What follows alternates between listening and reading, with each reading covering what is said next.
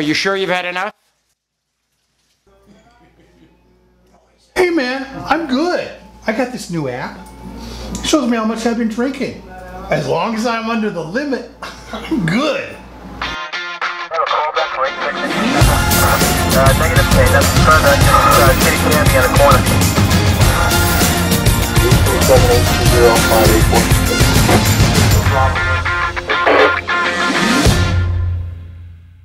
See what the problem is.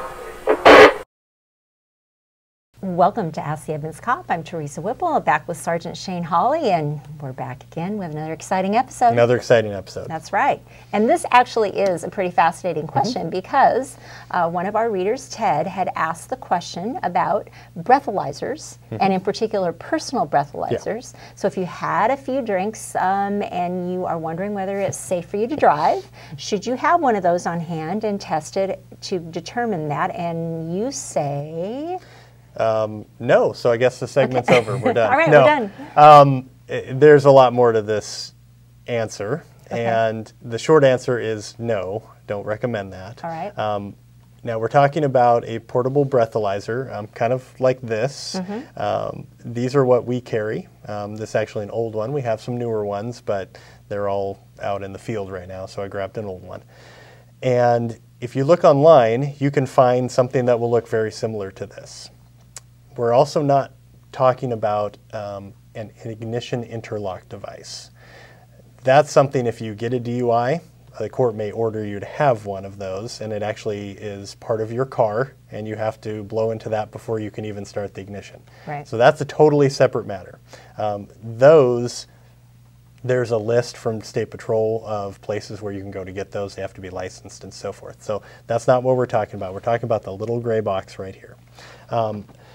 They can get kind of pricey. I looked online, and some of them are a couple $100. Oh. Yeah. The interesting thing about this is when we're talking about being under the influence and driving, there's a lot of factors that can go into it. You've probably heard some of the things about like how many drinks you can have per hour. Sure. Yeah. And depending on your body weight and other things, right? Yeah. Exactly. And everybody will metabolize alcohol differently at different rates. There's a lot of factors. Did you eat beforehand? Are you mixing alcohol, different types of alcohol? Or are you mixing alcohol and marijuana now, which we see a lot of? Right. And the thing about it, if that's the case, that's not a blood alcohol issue.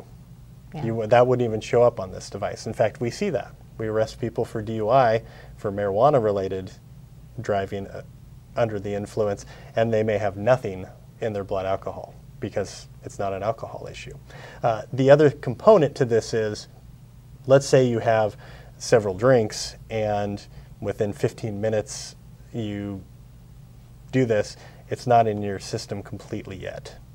So this may say, yeah, I should be good to go, and 45 minutes later, your blood alcohol content continues to go up. Okay. So the other component to really look at is just because you blew into the little magic box before you left doesn't mean you may not be impaired. Yeah. I've arrested plenty of people who are intoxicated. The statute says that you are impaired. 0.08 is, people say, well, I was under an 08. Yeah, but you couldn't drive. Like you ran into a tree, you couldn't drive at an 06 because for some reason you're impaired at an 06.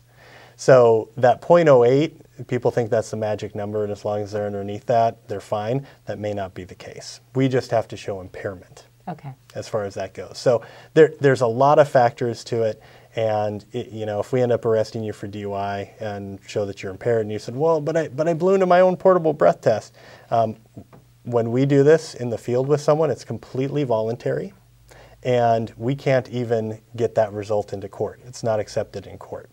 So if our result isn't going to get accepted into court, yours probably isn't either. Okay. So that's not going to be a real good defense for you. Okay. Yeah. So the short answer is don't use that, but if you are going to drink, designated driver, Uber, whatever. Yeah, and Uber ride home is a lot cheaper than a DUI defense. Yep.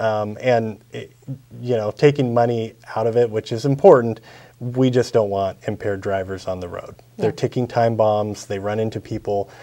Nobody intends to drive drunk, but they just don't realize they're there. Yeah. And that's the issue with that.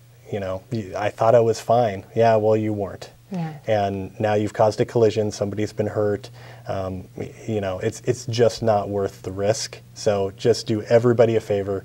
Take a cab, call for a ride, Uber, whatever your ride share of choice is. Okay. Thank you very much. Yeah, you're welcome. We'll be back soon with another episode of Ask the Edmonds Cop.